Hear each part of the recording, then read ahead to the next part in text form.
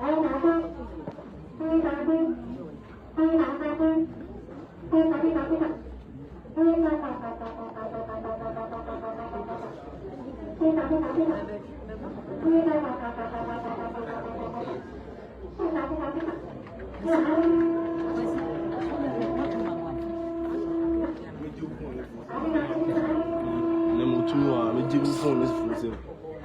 you know for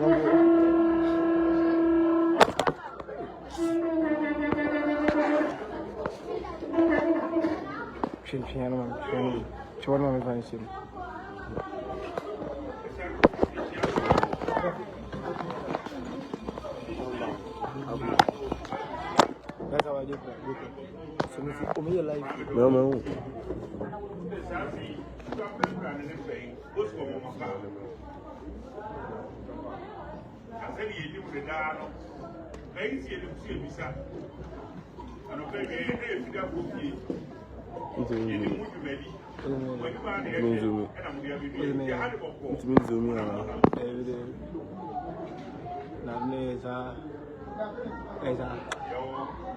The copy will be as you have been in Jemba, and I'm sure I see. Oh, we shall now to be here.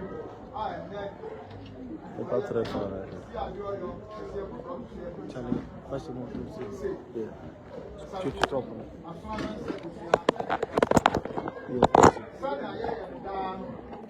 And then Doctor Odwira, I can treat the answer. What's it? Papa 7. Papa 7. And that Papa 7. And then I don't pay. You see, I do a video of him. Okuapehene and Akrafo problem to see you are father and I know your heart and then they are. Sunny, I am the da Afidiano. And then your heart. When you at you at him, I'm a neck, your green, you put your man. I fear you have to be there, and therefore, you Brian, a man of Manson, no man, Yadia, a man of Okuapehene, our heart. You Brian Snow, Pentu, you Brian, Abu Bang, our heart. You grab Banchi, you grab Bloody, you grab Ode. You grant chile, you grant toast, and then you take a winner to go share, and so our and no, and the other myself. Then the year I'm money, I'm a Siabio, the buyer, I'm another one for you. Now, if you're coming from my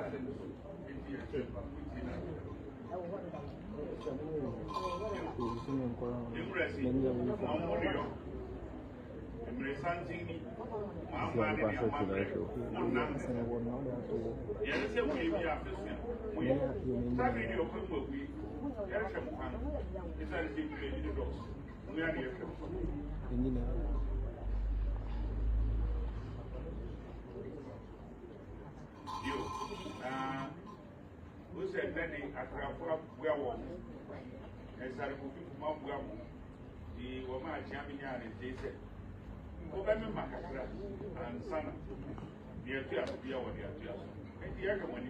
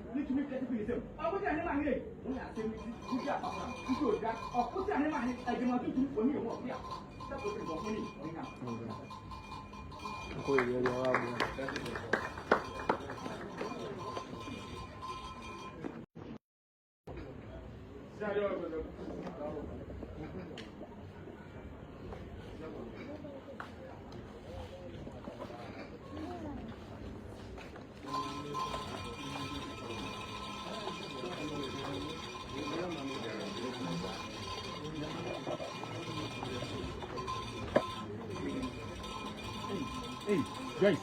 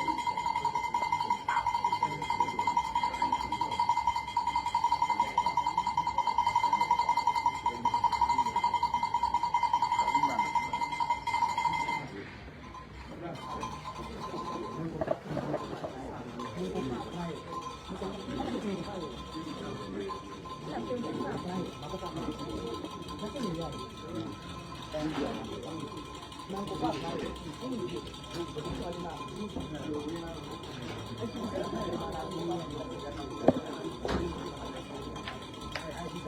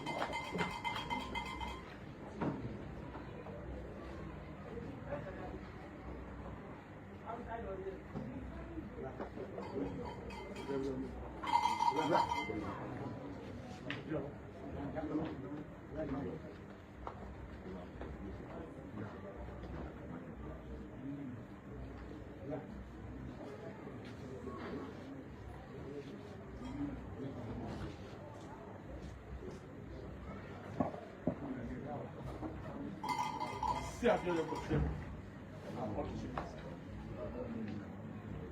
Within Shra, if he had answered, is true. When in a man, I thought,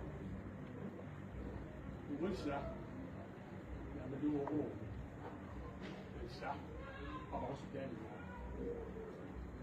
it. Shra, one of my new if you have been doing ọmọ oyin ti wa oye sika ọmọ yare ẹ ka wọn ta ẹwọ so kẹkẹ ampa ẹsẹ nẹsẹ otufo ní àmì ọba ọmọ òṣìṣà otufo ní àkọ́kọ́ ọbọ ọdẹ mma yìí ọmọ mọjà ẹnyà aṣojú wọn ọmọ yare nka wọn ní so wọn ma wà twene adwene mu adwene wọn ma wọ ohun yẹ bi wọn ma wọ ohun. Papa. Obi anu wo nya ba na say onyo ni ba. Ampa. Wo enye duma. Tudo. Na go say ku fupai so be na wan. Papa. Yes, e be so shemu kra. Papa. Na ye dipa bi en. Papa. Udin go say Papa. Papa. I have responding. Kalina. I have responding. Kalina. Edina. Ashita wo ka. Papa. When I want come out. Ghana fu na to be fair. Papa. O se ku fa ngini. Papa. Na bi ya to be fair. Papa. E den di. Papa. Dini mi swear di na ga. Papa. Ama ka bi papa. Papa. Owo apem. Papa. Owo apem. Papa.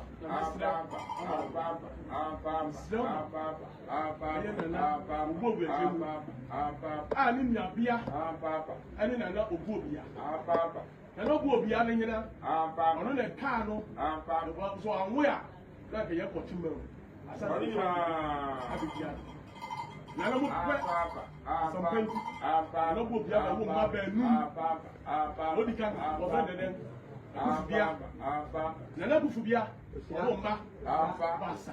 How would you add it? I don't know Obosi. Owo na na safu choka kadai. Owo yina, owo ni kuma. Owo yina, owo ogufene.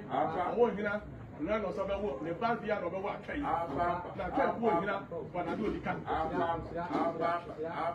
Let ba ni yina, let ba ni edisameni. Edisameni wo man. Owo ma ben. Woni yina, woni asantua. Woni yina, na ntomo. Tomo otu woni yina, woni na laketia ni na. Asantua, ono no wo na na otua asiebu. Woni na, ni se chabia line. Woni e di kan fo. Abragaza. Obi obu yiye no, nya na na obi leti. E na oje mansa. Oje mansa ni yina. Oje mansa. Ani ne ta, ani na na do da kwa odi kan. President, President Okuapehene and Akrafo, President.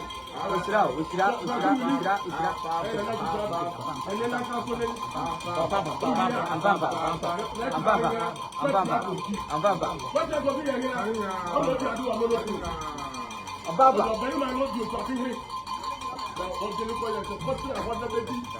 then Ambao. Ubom.